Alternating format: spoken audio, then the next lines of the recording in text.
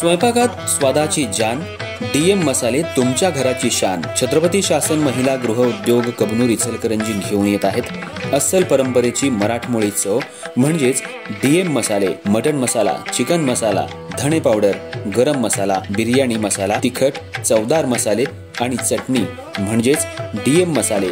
तर आजच आपल्या जेवणाची रंगत वाढवण्यासाठी केमिकल विरहित डीएम मसाले, गृहिणींच्या मनातले मसाले आणि चटणी अवश्य वापरा। डीएम मसाले महिला बचत गटाद्वारे करणारे स्वच्छ माफक दरामध्ये म्हणजेच डीएम मसाले। संपर्क दिव्याताई मगदूम, मोबाईल 91 30 80 22 55।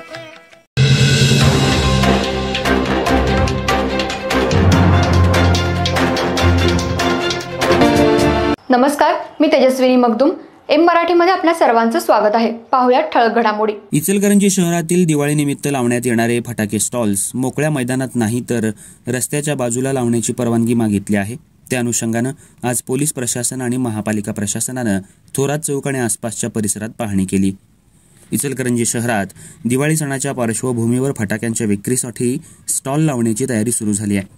मात्र सुरक्षिततेच्या दृष्टीनं गेल्या 2 वर्षांपासून शहरातल्या मुख्य मार्गांऐवजी फटाक्यांचे स्टॉल्स थोरात चौक इथल्या मोकळ्या मैदानात उभारण्याचे आदेश प्रशासनाने दिले आहेत।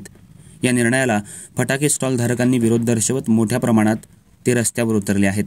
यावेळी मैदानात स्टॉल लावल्यास ग्राहक आतपर्यंत येत नाहीत, त्यामुळे आमची विक्री कमी होते।